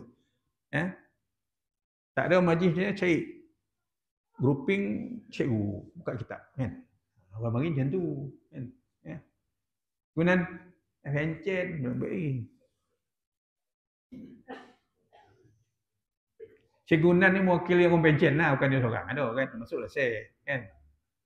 Mewakili orang pencen kan. Alhamdulillah kan. Menghidupkan semangat nak ngaji kan. Ngaji ni merentas kehidupan. Sepanjang hidup ni manfaatkan mengaji ni kan, insya-Allah. Kadang jumpa dia mah kenduri. Agak-agak konan orang buka tajuk yang bincang, tanya. Tapi insya-Allah mudah. Kena kekehlah ya. Okey. Itu sebab Allah Taala sebut qad aflaha man zakkaha. Sesungguhnya berjayalah orang-orang yang mensucikan jiwa dia. Perbahasan makrifah dia fokus ke jiwa, qalb. Bersihkan itu. Allah Ta'ala kata, qad aflaha, telah berjayalah orang yang membersihkan jiwa dia. Qalbu. Imam Ghazali dalam perbahasan ni, dalam syarah dia menyebut, dia kata, Allah tak sebut ayat ni, walam yaqul, Allah tak kata, qad aflaha man ta'allama kaifiyati tazkiyatiha. Telah berjayalah orang yang mempelajari cara-cara membersihkan jiwa. Knowledge. Ilmu. Tak. Allah terus sebut qad aflaha man zakkaha. Sesungguhnya telah berjayalah orang-orang yang proses buat kerja cuci batin dia, kalbu dia. Bukan belajar ilmu tentang kaifiat cara nak suci. Belajar cara nak suci dengan belajar buat benda mensucikan beza tak? Beza je tak kan? Beza. Cara nak suci taubat contoh dia kan. Buat taubat satu hari berapa kali taubat. Buat tak sembahyang taubat, solli sunnat taubati. Apa peranan sunat taubat ni selain daripada istighfar kabir, istighfar sayyidul istighfar tu, apa peranan sunat taubat ni? Contohlah. Buat sunat taubat ni atau lafaz taubat ni sebahagian daripada proses tazkiyatun nafs, pensucian batin. Bukan knowledge, buat. Banyak orang tahu. Banyak orang boleh explain. Banyak orang boleh cerita, kisah. Tapi tak buat. Solat taubat contoh dia. Sama kita ada pencet ni cikgu kan. Kan susah pun. Sali sunat taubati raka'atain. Lillahi ta'ala. 2 rakaat. Lepas main duha tu, lepas main taubat. Macam kan? Simple ya. Lepas tu, lepas zikir kita baca Allahumma anta rabbi la ilaha illa anta sayyidul istighfar. Ulun lagi. Itu taubat. Itu makam taubat. Lepas tu makan zikir. Zikir yang kita buat setiap kali lepas subuh, lepas asar atau lepas maghrib. Kita nak move dalam bentuk yang sedemikian. Bukan mempelajari semata-mata. Allah sebut qad aflaha man zakkaha. Sesungguhnya telah berjayalah orang-orang yang berusaha mensucikan batinnya. Pensucian batin ni antaranya ialah zikrullah. Seluruh ibadah yang kita buat dengan niat yang sempurna, inti dan batin ibadah itu adalah zikrullah. Macam ni, duduk dalam majlis ilmu. Ni zikrullah. mengeluarkan fatwa, zikrullah, mempelajari ilmu, zikrullah, baca Quran, zikrullah, bangun malam, puasa sunat, semua tu zikrullah, inti dia. Lipat gandakan usaha amal-amal soleh ini untuk mencapai pengertian kita faham dalam bab ilmu ni. Sebahagian daripada ilmu itu bersifat ilmu makrifah, supaya kita bukan hanya mempelajari teori-teori ilmu, tetapi memahami ilmu itu menjadikan kita orang yang beramal. Itu maksud sini yang dikehendaki oleh teks ini. Dalam hal ini syaitan membujuk supaya orang jangan terpengaruh oleh ayat ini. Ini kojol syaitan. Ayah belajar dah, kalau ayah ada 3 lengkok cukuplah. Baik kau masuk syurga, kan? Umat Muhammad ni tak ada yang kekal dalam neraka dah. Sedel muin. Peristiwa Nabi minta Allah Ta'ala jangan kekalkan walaupun seorang hamba Muhammad, umat Muhammad ni dalam neraka. Betul lah tu. Tapi kena rabuih dulu. Dia tak baca yang tu. Lepeh tadi kan. Masuk apa peh neraka tak kekal dalam neraka dah. Lepas tu masuk dalam syurga balik. Rasanya macam masuk penjara budu kan. Tak lantih gambaran dia kan. Tak faham bab neraka. Neraka tu apa? Apa sifat neraka hakikat dia? Tak lantih pula itu. Itu lahir tanggapan sedih-sedih ni tu. Tak kan. Syaitan kau je yalah padan aku ada tu kan. Pencen datang surau, baik apa semai jemaah selesailah tu kan. Tak ada peluang nak meningkat tu kerja syaitan. Jangan kau keliru bahawa maksudmu itu ingin dekat kepada Tuhan dan ingin mendapat ganjaran, maka dengan ilmu semua itu akan tercapai. Sebab tuan-tuan dalam konteks rohani yang diselenggarakan oleh ulama-ulama kita mesti ada pembimbing dan rohani ini. Yang nama dia ustaz, syekh, murabbi dan seumpamanya. Ya. Sebab bila sebut ustaz, syekh, murabbi, dia mesti ada syarat. Yang pertama, dia ni memiliki syarat yang pertama, dinul anbiya. Orang alim. Din para nabi. Ya. Yang kedua, dia mesti ada skill dinul anbiya. Yang kedua, dia mesti ada kemahiran tibur rohani.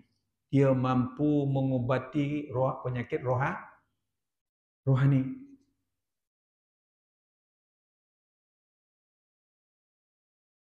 Yang ketiga,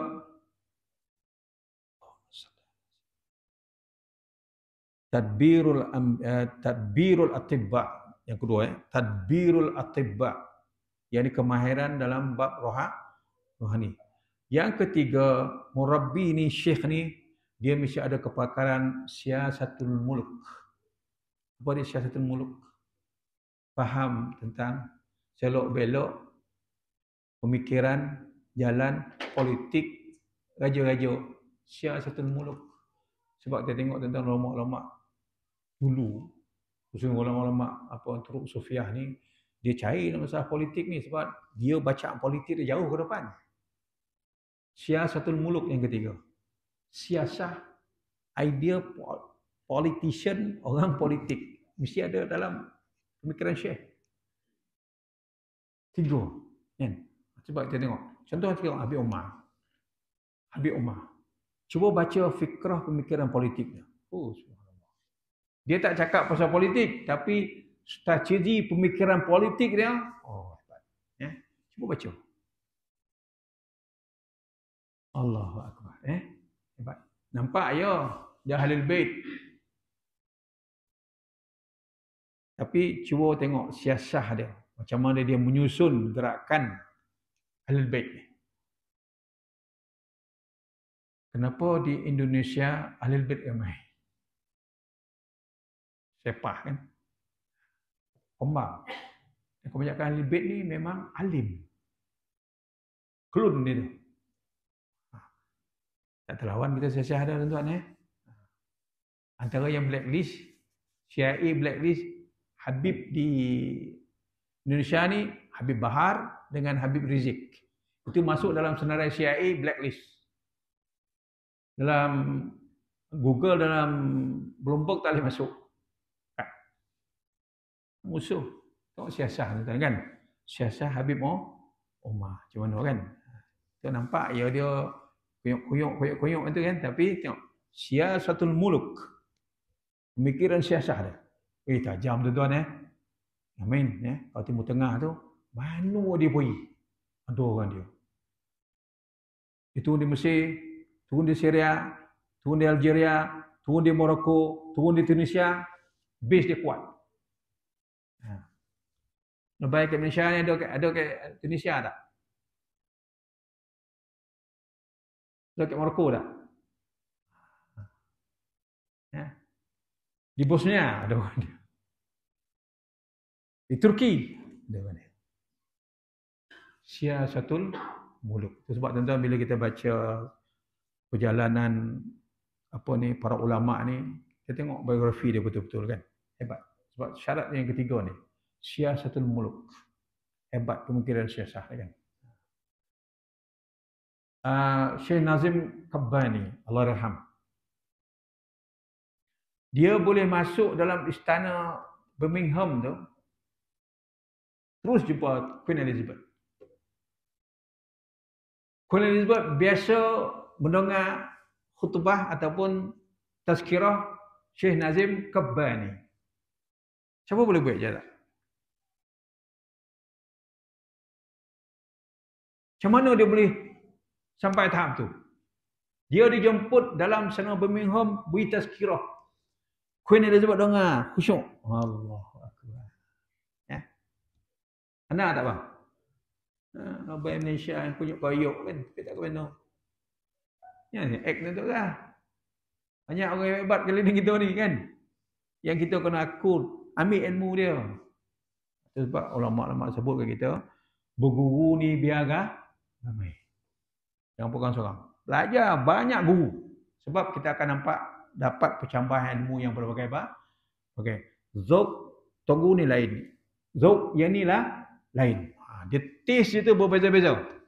Allahu Akbar Baru kita dapat buat perbandingan yang baik kan. Jadi bono-bono ni syaitan dia kelabui kita, dipengaruh kita. Padanlah pada pencen ni ambil sikit-sikit dah lah. Selesai. Keduhan kan. Akalnya gitu. Itu kerja syaitan kan. Lawan lah tu. Itu maksud Imam Ghazali kata ni. Maka dengan ilmu semua itu akan tercapai. Ingatlah sabda Nabi SAW dalam beberapa hadis menerangkan dengan tegas tentang keagungan seseorang yang berilmu. Di sini kita kelirunya ahli ilmu sinilah. Belajar ilmu zahir ni dengan syariah ni, apa hukum, apa dalil, apa kaedah lancar. Kaedah fiqhiyah tu dalam kepala. Tapi semua bersifat zahir. Tak sampai ke dalam. Itu maksud ni. Masih lagi terperangkap dengan strategi syaitan. Tetapi orang yang cerdik dan waspada, ia akan menjawab pujukan syaitan itu dan berkata, wahai syaitan, engkau hanya mengemukakan hadis-hadis yang menerangkan keagungan berilmu sahaja. Dan tidak mengingatkan kepadaku hadis menerangkan keburukan-keburukan orang alim yang tidak mengamalkan ilmunya. Banyak orang berilmu tapi tak beramal. Yang telah disamakan darjatnya dengan anjing dan himar. Keldai. Dan engkau tidak mengingatkan kepadaku hadis yang bermaksud sesiapa yang bertambah ilmunya tetapi tidak bertambah amalnya, maka hanya akan bertambah jauh daripada Allah. Man izdadal ilman lam yazdad. Siapa yang bertambah ilmu tetapi tidak bertambah amalnya, Nabi kata illa bu'da. Dia bukan bertambah baik, bahkan dia makin jauh. Ini ingatan Nabi kepada ahli ilmu supaya jangan terpedaya dengan ilmu yang kita belajar, khususnya ilmu-ilmu yang zahiriah ni, ilmu syariat semata-mata. Jangan berpada setakat itu sebab masih lagi terdedah kepada tipu daya syaitan. Mereka yang gurur itu, gurur ni yang terpedaya itu hanya memperelak zahirnya sahaja tetapi melupakan yang batin. Sedangkan Nabi SAW bermaksud bahawasanya Allah tidak memandang rupa dan hartamu, tetapi Allah memandang hati dan amalmu. Qad aflaha man zakkaha tadi. Inna Allah la yanzuru ila suwarikum wala a'malikum. Dia kata, Allah tak berpada hanya melihat dan menilai amalmu yang zahir semata-mata, bal Allah Taala kata bahkan Nabi kata bahkan Allah yang zuru ila qulubikum. Allah menelek dan menilai hati kamu. Ini maksud ayat tadi. Qad aflaha man zakkaha.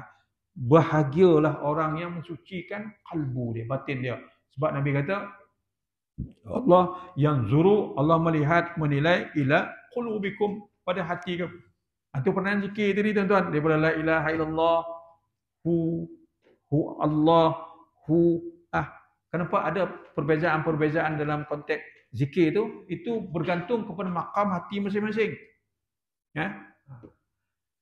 Jadi jelas di situ menunjukkan kepada kita mereka hanya menyiapkan amal zahir, tidak memelihara hati, padahal adalah sesuatu yang pokok dan seorang tidak akan selamat kecuali menghadap Allah dengan hati yang tulus, ikhlas. Kan? Malam kawan hantar satu mesej daripada video daripada Palestin, kawan anak Buddha. Dia kata, ayyuhal muslimin maliziyin, ayyuhal muslimin fi Malaysia, wahai saudara-saudaraku Islam di Malaysia, kami tidak harap duit kamu, kami tidak harap bantuan tentera kamu, kami harap doa kamu untuk kami. Dia nampak hakikat doa dia apa. Ya. Kami perlukan doa-doa kamu. Itu baik kunun nazilah. Baik kunun nazilah kan. Keadaan darurat ni kan. Suasana Palestin. Kami sedang merasai ujian Allah. Dan kami sedar ini adalah pilihan Allah. Orang yang boleh translate benda-benda macam ni daripada hati dia, tuan-tuan, bukan jalan-jalan orang lah. Ya. Allahu Akbar. Kita doalah. Dan sujud kita dan semua apa yang kita doakan saudara kita di Palestin. Kan? Getir itu sekarang tuan-tuan. Allahu Akbar. Bandar Gaza sebelah utara tu dah kosong. Sebab Israel beri amaran keluar. Kami nak bom. Kan? Itu masalah. Adakah Allah izin atau tidak? Allahu a'lam. Kan? Tapi perang sebelum ni, perang 21 hari antara Gaza dengan Israel yang beberapa tahun lepas, Jenderal Israel kata kami akan kunyah Gaza ni dalam tempoh paling lama seminggu. Minggu, 2 minggu tak jadi, masuk minggu ketiga dia isyak gentatan senjata. Ayatul Rahman fi Harbil Gaza. Baca kitab tu. Pertolongan Allah dalam peperangan Gaza. Orang Yahudi yang tangkap tu cerita. Dia tengok macam-macam datang daripada langit, berkuda lah, bom yang luar biasa lah, jatuh yang luar biasa lah. Dia nampak, orang tak nampak pun. Ayatul Rahman fi Harbil Gaza. Ayat-ayat kebesaran Allah Ta'ala, bukti kebesaran Allah Ta'ala dalam perang Gaza. Jadi kita tak tahu apa yang akan berlaku, walaupun kita doa, minta saudara kita di Palestin sebagai ikatan saudara seiman kita dirahmati oleh Allah Ta'ala. Ya. Anak yatim siapa-siapa sana tuan-tuan. Allah, mak ayah mati, anak tinggal 2-3 orang. Allah Akbar. Mudah-mudahan ada perasaan share kita menanggung diri kita tu, mudah-mudahan Allah rahmati kita. Ya. Wallahu a'lam bishawab. InsyaAllah kita akan sambung. Itu pun banyak sekali ragamnya. Ya. InsyaAllah kita akan sambung.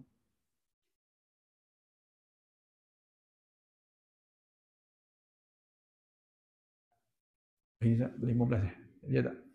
16.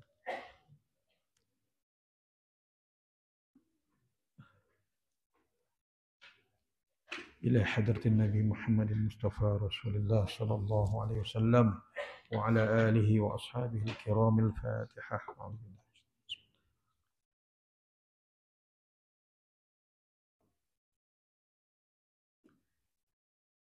الحمد لله رب العالمين والصلاة والسلام على رسول الله وعلى آله وصحبه أجمعين. اللهم إنك تعلم أن هذه القلوب قد اجتمعت على محبتك والتقت على طاعتك وتوحدت على دعوتك وتعاهدت على نصرة شريعتك فوثق اللهم رابطتها فوثق اللهم رابطتها فوثق اللهم رابطتها وأدم مدها واهدها سبلها واملأها بنورك الذي لا يخبو واشرح صدورها بفيض الإيمان بك وجميل التوكل عليك وأحيها بمعرفتك وأمش على الشهادة في سبيلك إنك نعم المولى ونعم النصير ربنا لا تزغ قلوبنا بعد إذ هديتنا وهب لنا من لدنك رحمة إنك أنت الوهاب صلى الله على سيدنا محمد وعلى آله وصحبه وسلم الحمد لله رب العالمين قبل الله منكم